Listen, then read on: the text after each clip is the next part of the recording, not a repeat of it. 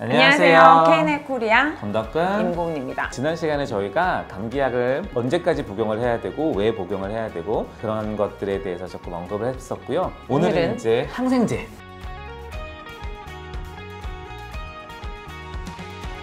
항생제는 왜 먹어야 되고 항생제는 무엇이고 언제까지 먹어야 되고 그거에 대해서 상당히 궁금해하시는 분들이 많을 거예요. 그리고 항생제를 먹으면 막연하게 안 좋다라는 인식들이 조금들 많으신 내성 것 같아요. 무섭죠. 큰 병원에서 이제 전투 수련을 받다 보면 항생제에 실제로 내성에 있는 균에 감염이 되는 환자들이 은근히 많이 있어요. 많아요. 그러면 이제 항생제도 잘 듣지 않고 뭐 큰 문제가 될 수 있기는 해요. 그래서 반드시 좀 조심해서 써야 되고 전문가의 조언을 좀 들어주시는 게 중요하고. 항생제는 지난 시간에 말씀드린 감기약이나 이런 것들처럼 증상 조절제가 아니고 치료제잖아요. 이거는 우리 몸을 아프게 한 균을 없애거나 하는 치료제이기 때문에 치료하는 기간을 결정하는 것도 신중해야 되죠. 맞아요. 이제 바이러스에 감염이 됐을 때 바이러스를 죽이는 약을 항바이러스제라고 하고요. 예를 들면 독감 바이러스를 죽이는 타미플루 같은 게 그 예고, 곰팡이 균, 예를 들어 무종, 이제 진균이라고 하는데 그 진균에 감염됐을 때 그 진균을 죽여주는 약을 항진균제. 그리고 이제 우리가 제일 흔하게 사용하는 게 세균 감염이 됐을 때,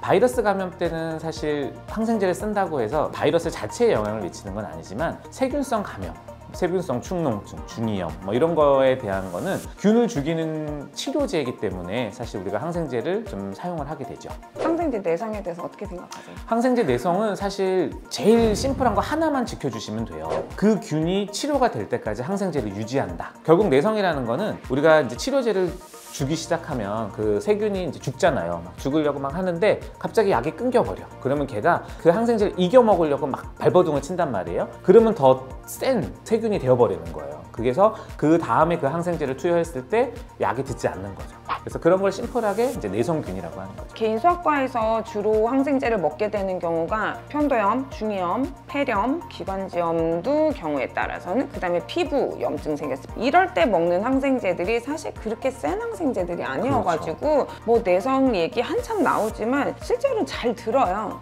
맞아요. 잘 듣고 그리고 내성이 생겼을 때 대체할 수 있는 약이 웬만큼 있기는 하고 그 내성균에 대한 치료를 할 수 있는 이제 약들은 준비가 되어 있기는 하죠. 대학병원에서 입원해 있고 중환자실에 있는 사람들 혹은 중증에 이제 아프신 분들에게는 항생제 내성이 굉장히 중요한데 개인 병원에서 치료하는 것 중에 이제 내성의 이슈는 사실 흔한 병원은 아니지만 세균성 장염? 상한 거 잘못 먹고 생겼을 때 막 피똥 넣고 하는 그런 세균성 장염은 항생제도 굉장히 오래 먹어야 되고 먹다 끊거나 하면은 장 안에 내성균을 보균할 가능성이 있다고 해서 내성을 조금 걱정을 하기는 해요. 사실 많진 않아요. 위생 상태가 워낙 좋아지다 보니까 그런 경우는 아이들이 탈수가 되거나 이제 혈변을 보거나 해서 금식을 해야 되는 경우도 동반되기 맞아요. 때문에 보통은 이제 동네 병원에서 진료를 하다가 대형 병원으로 이제 전원을 하는 경우들이 많죠. 그래서 주사 항생제를 맞게 되고 더 이상 균이 검출되지 않을 때까지 치료를 하고 퇴원하는 경우들이 많이 있어요.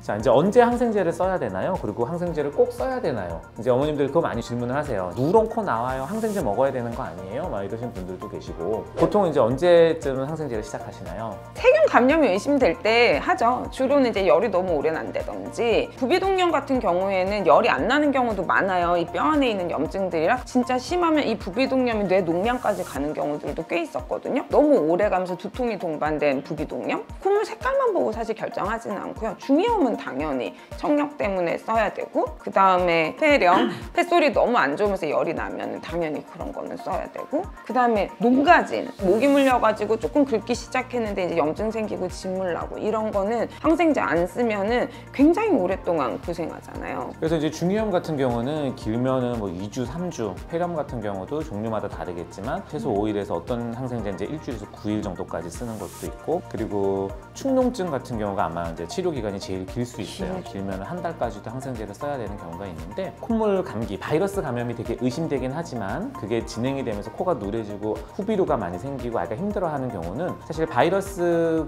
에 의한 감기로 시작이 됐지만 코가 흐르면서 코 점막이 헐고 거기에 염증이 생기기 시작을 하는 거예요. 그래서 코가 누래지기 시작하고 세균이 거기에 똥을 싸기 시작하는 거죠. 그래서 그거를 잡아주기 위해서 이제 가끔 그냥 감기인데도 항생제를 시작하는 경우들이 있고 실제로 그런 경우에 이제 항생제를 쓰고 나면 코가 좀 잡히고 그리고 좀 호전되는 경우들이 있어서 그런 경우는 저는 보통 한 일주일 정도 항생제를 유지하는 편이에요. 근데 이제 항생제를 쓰거나 하는 거는 의사들이 뭐 개인적인 의견, 경험도 중요하지만 사실 기본 통상적으로는 원칙들이 있으니까 기준에 따라서 보통은 처방을 하게 돼서 제일 중요한 건 언제까지 먹고 이제 끊읍시다 할 때까지는 먹여주시는 게 좋아요. 네. 그래서 오늘은 지난 시간에 이어서 저희가 약에 대해서 조금 언급을 해봤어요. 항생제에 대해서 좀 가급적이면 이해하시기 쉽게 설명을 했는데 어떻게 도움이 되셨으면 좋겠습니다. 다 아는 얘기 또 한 것 같아요. 네, 날씨가 너무 추운데 감기 걸리지 마시고 항생제 네. 먹을 일 없이 건강하게 잘 지내시기 바랍니다. 안녕히 안녕히 계세요. 계세요.